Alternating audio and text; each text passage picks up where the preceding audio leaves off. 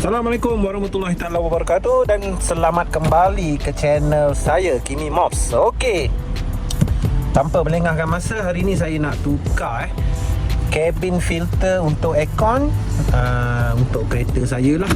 Honda CR-V TCP tahun 2009. CR-V G5 lah, senang cerita. Ada semua model G5 2017 sampai 2023 sama je.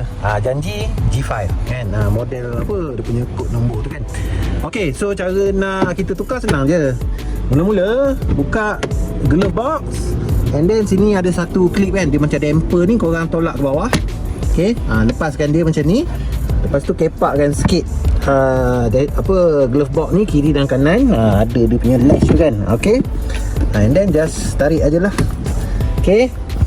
So kalau tak nak keluarkan terus pun tak apa, tarik macam ni pun boleh. Okey, so ini dia punya lubang untuk cabin filter tu lah. Clip dia ada sini satu, clip dia ada dekat sini satu. Korang tarik je. So macam ni lah dia punya kedudukan filter dia tu. Korang tarik je macam ni.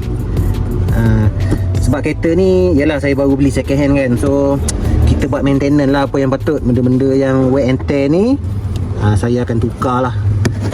Dah ketat dah pun, korang just tarik je lah macam ni. Ok, pastikan kedudukan dia macam ni nanti bila masuk jangan macam ni. Ini dah macam terbalik. Korang macam ni. Alright, so ni adalah airflow dia ni, korang kena ikut lah. Sebab airflow dia dia daripada atas ke bawah. Kalau ikutkan salah ni, orang yang dulu lah kot, dia masukkan salah. Sebab saya tarik position dia, arrow tu ke atas. Dia patutnya macam ni, cara yang betul. Airflow tu ke bawah. Dia patutnya airflow ke bawah. Okey, sebab dia filter ni dia daripada atas, dia tarik udara kan. Dia tarik, dia masuk bawah, and then dia akan lalu dekat cooling coil lah. Angin tu daripada atas dia masuk bawah. So airflow ni dia kena ke bawah lah patutnya. Tapi tadi macam ni. Maknanya orang yang masuk filter ni salah lah. Okey, kalau tengok filter ni memang agak kotor jugalah. Tapi nak cakap kotor sangat pun tak, sedang-sedang lah. Tapi dia dah dah hitam-hitam lah kan. Standard lah. Sebab kereta second, memang macam ni lah adat dia. Benda-benda yang minor-minor macam ni, kita tukar je yang baru kan. Orang kata kurang-kurang benda tu kita tukar atas tangan kita. Kita dah dapat tahu dah, ok last aku tukar bila. So next orang kata next punya nak tukar tu kita dah tahu dah kan. Ok, so ini filter dia saya beli.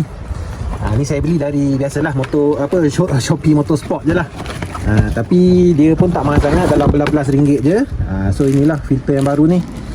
Ok, so arrow ni, airflow ni ke bawah. Patutnya macam ni lah. Bila kita masuk kan, masukkan, korang sengitkan macam ni, tolak masuk dalam, lepas tu lock balik. Macam tu je lah. Ok, kita sambung balik. Saya nak buka sekejap. Pakai satu tangan ni susah sikit. Ok, so ini air filter yang baru Pastikan macam saya pesan tadi lah, airflow ke bawah daripada atas dia pergi ke bawah, angin ni akan sedut. Ok, so pastikan airflow arrow tu ke bawah. Korang pusingkan macam ni pun boleh, pusing macam ni pun boleh, tak kisahlah.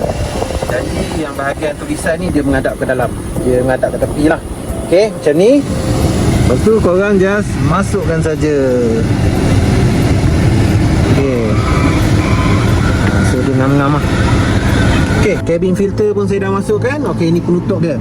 Ok, penutup ni korang pastikan arrow dia ke atas dia memang macam confused sikit.